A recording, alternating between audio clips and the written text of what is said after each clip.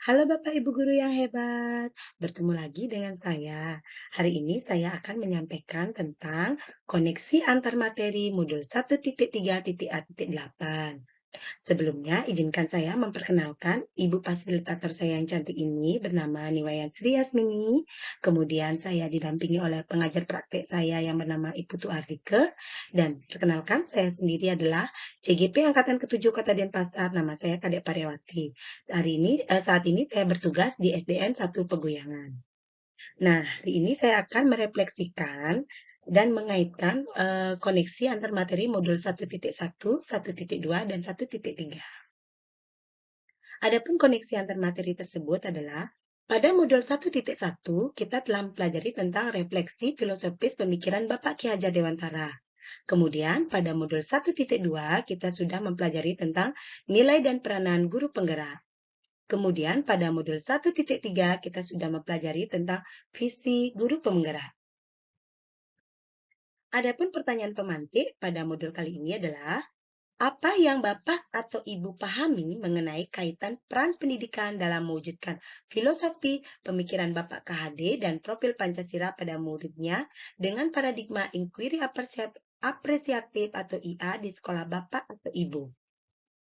Nah, dari pertanyaan itu, adapun pemaparan yang bisa saya paparkan adalah, kita hendaknya sebagai seorang pendidik harus mampu menjadi suri tauladan, menjadi contoh bagi peserta didik kita. Di mana modul 1.1 mengajarkan kita tentang pendidikan adalah kegiatan menuntun anak dengan segala kodrat yang dimiliki, baik itu kodrat alam maupun kodrat zaman, untuk mencapai kebahagiaan dan keselamatan setinggi-tingginya, baik sebagai manusia maupun anggota masyarakat. Pada modul tersebut, kita juga sudah mempelajari tentang pendidik hendaknya menerapkan trilogi pendidikan dan mengupayakan pendidikan yang berpusat pada siswa. Kemudian, pendidikan anak sejatinya menuntun anak tidak untuk merubah kodrat yang ada pada diri anak, karena sejatinya anak sudah memiliki kodratnya tersendiri. Kemudian, pendidikan hanya bisa menuntun lakunya murid, karena murid sudah memiliki kodratnya masing-masing, diibaratkan seperti bini padi, yang kita tidak bisa merubah kodrat dari padi itu menjadi jagung. Dan kita sebagai pendidik hanya mampu menuntun dan merawat lakunya agar dapat tumbuh semaksimal mungkin dan memiliki budi pekerti yang luhur. Siswa sejatinya adalah kertas yang sudah memiliki kodratnya dengan tulisan tipis, di mana kita sebagai pendidik hanya bisa menebalkan garis-garis yang ada pada siswa. Budi pekerti dilatih melalui pemahaman kesadaran diri tentang kekuatan diri, dilatih mengelola diri agar mampu memiliki kesadaran sosial, bahkan ia tidak hidup sendiri dan dalam relasi sosialnya.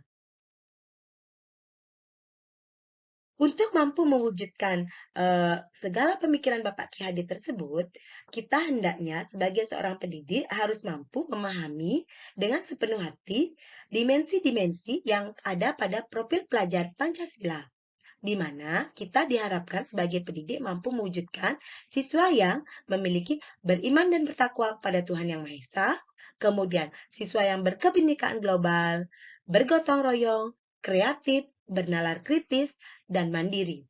Dari semua profil pelajar Pancasila ini akan terwujudlah manusia atau peserta didik yang unggul yang merupakan pelajar sepanjang hayat yang memiliki kompetensi global dan berperilaku sesuai dengan nilai-nilai Pancasila. Pengembangan sumber daya manusia yang unggul atau peserta didik yang unggul harus bersifat holistik dan tidak berfokus pada kemampuan kognitif saja. Jadi seorang guru harus memiliki nilai dan peranan yang harus dipahami sehingga bisa mewujudkan profil pelajar Pancasila. Adapun nilai-nilai atau peranan kita sebagai guru penggerak adalah, yang pertama, nilai kita sebagai guru penggerak adalah mandiri, reflektif, kolaboratif, inovatif, dan berpihak pada murid. Dari nilai-nilai ini, maka kita sebagai seorang guru dapat melaksanakan peran kita sebagai seorang guru, yaitu yang pertama, menjadi pemimpin dalam pembelajaran, yang kedua, menggerakkan komoditas praktisi, yang ketiga, menjadi coach bagi guru lain, yang keempat, mendorong kolaborasi antar guru, yang kelima, memajukan kepemimpinan murid. Terwujudnya profil Profil pelajar Pancasila ini tidak lepas dari visi misi seorang guru penggerak. Visi untuk mewujudkan perubahan ke arah yang lebih baik di sekolah kita. Jadi, kita sebagai seorang pendidik hendaknya memiliki visi atau tujuan yang jelas, di mana seorang guru penggerak memiliki nilai dan peranan yang dapat menggerakkan, yang dapat mampu menyusun visi yang sesuai dengan filosofis pemikiran Bapak Ki Hadi. Dalam menyusun visi, hendaknya berpusat pada siswa. Perlu suatu pendekatan yang digunakan yaitu pendekatan inquiry apresiatif dengan menerapkan tahapan Bagja yang terdiri dari huruf B, A, G, J, A. Adapun visi guru penggerak yaitu pembelajaran yang berpusat pada murid, kemudian landasan inisiatif. Adapun rumusan visi guru penggerak dari peran dan nilai yang telah saya pelajari tadi, saya dapat merumuskan suatu visi guru penggerak yaitu terwujudnya peserta didik yang cerdas, bertakwa, berhak mulia, bernalar kritis, gotong royong, nasionalis, mandiri di era globalisasi. Dari visi ini, saya mewujudkan suatu prakarsa, di mana prakarsa itu saya ambil dari, saya bertugas di SDN 1 Peguyangan, di mana saya melihat siswa saya itu terdiri dari banyak siswa. Namun ada aja siswa yang tidak berani atau malu dalam mengungkapkan pendapatnya. Dalam berkomunikasi malu, padahal dia memiliki kemampuan yang menurut saya sudah cukup untuk dia pengetahuan yang cukup dalam kehidupannya. Namun dalam mengungkapkan pendapatnya, dia merasa sepertinya malu. Sehingga dari itu saya berinisiatif mengadakan suatu perubahan atau prakarsa perubahan di sekolah saya SDN 1 Peguyangan, utamanya di kelas saya, yaitu prakarsa perubahan yang ingin saya gapai adalah menumbuhkan rasa percaya diri siswa melalui kebiasaan baik. Baik itu kebiasaan melalui melaksanakan kebiasaan-kebiasaan baik di kelas, seperti sembahyang, memimpin sembahyang temannya, sehingga secara tidak langsung rasa malunya kan menjadi hilang dan terbiasa untuk maju ke depan kelas. Kemudian menciptakan pembelajaran yang berkolaboratif sehingga siswa merasa menyenangkan saat berada di kelas. Itulah prakarsa perubahan yang ingin saya tumbuhkan, yaitu menumbuhkan rasa percaya diri siswa melalui kebiasaan baik. Kemudian pertanyaan pemantik yang kedua yaitu, dari prakarsa atau visi yang saya buat itu, rumuskanlah dengan penuh keyakinan visi Bapak Ibu berdasarkan jawaban pertanyaan di atas dalam sebuah visi yang membuat Bapak Ibu bersemangat ketika membacanya dan menggerakkan hati setiap orang dalam membacanya. Sehingga dari visi awal yang saya buat kemarin di demonstrasi kontekstual, akhirnya saya rubah visi saya agar lebih membuat saya menjadi lebih bersemangat, yaitu terwujudnya generasi cerdas, berhaklat mulia, dan berwawasan global. Inilah visi yang ingin saya capai.